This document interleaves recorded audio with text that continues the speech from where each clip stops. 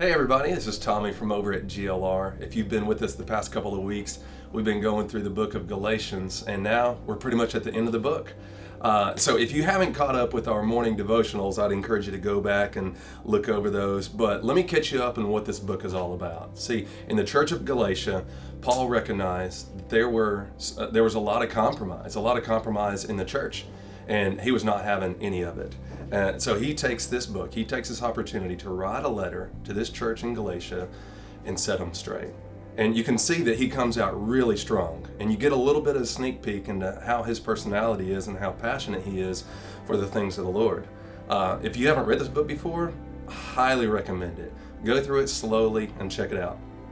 But in the book, you'll see in chapter 1, he says things like, "I'm astonished that you are so quickly deserting him who called you in the grace of Christ and are turning to a different gospel."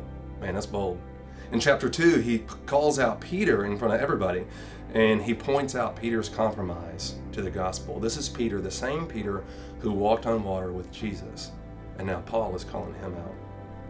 Chapter 3, Paul reminds us that we're all justified by faith, not by works. And he says, all who rely on the works of the law are under a curse. In chapter 4, he tells us when the fullness of time had come, God sent forth his Son, born of a woman, born under the law, to redeem those who were under the law. And in chapter 5, Paul says, it's for freedom that Christ has set us free.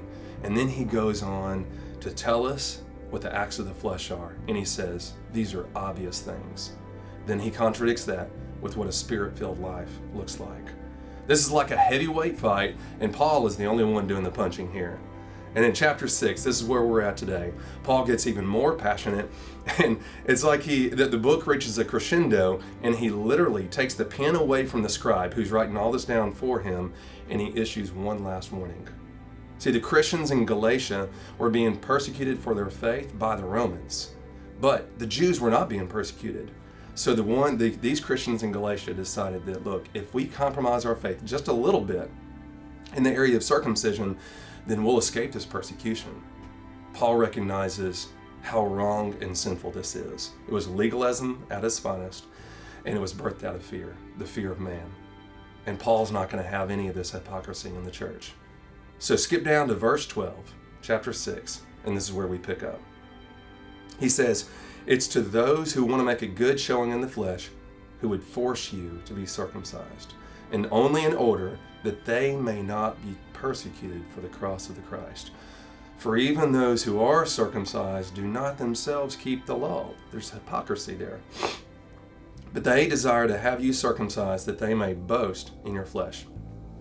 All right, so it's easy for us to sit here 2,000 years later and judge these Galatians for what they were doing and how they cowered away from the things of God.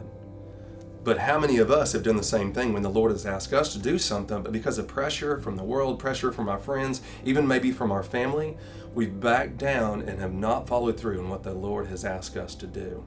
You've all heard the example, when something's put under pressure, what's inside is going to come out. Like an orange, you put that under pressure, orange juice is coming out. When you put an apple under pressure, apple juice is going to come out. But when you're under pressure, what's going to come out? Is it fear of man, or is it faith?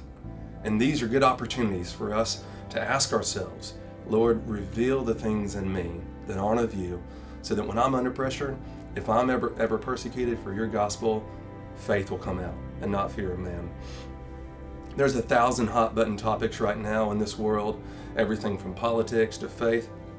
And these are all opportunities for us to conform our faith to the things of this world. When I was a student pastor, I would see this in teenagers all the time. It's pretty obvious to see in teenagers, right? All they want to do is fit in.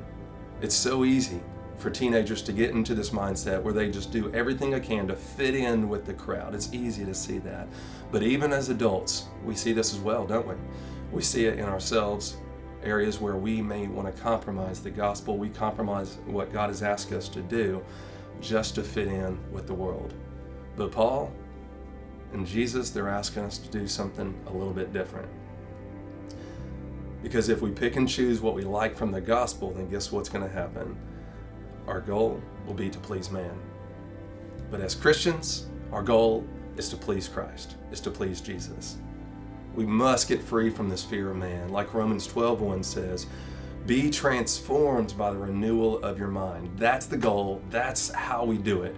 That's the answer to all this. How do we get free from the fear of man? Is we transform our mind. So as I leave you, 3 quick things and ways to do this. Number 1, you get in the Word every single day. When you get in the Word, it puts more of God inside of you and it pushes the world out. Number 2, I'd say pray for wisdom. Wisdom to recognize areas of compromise in your life and the boldness and the confidence to act on that as God would have you to. And number 3, surround yourself with friends and mentors who get this right. And again, whoever we surround ourselves, that's who we most become like. That's my challenge and encouragement to you. And remember, even Peter got this wrong. Don't be hard on yourself, but be corrected by the will and the purpose of God. God bless you.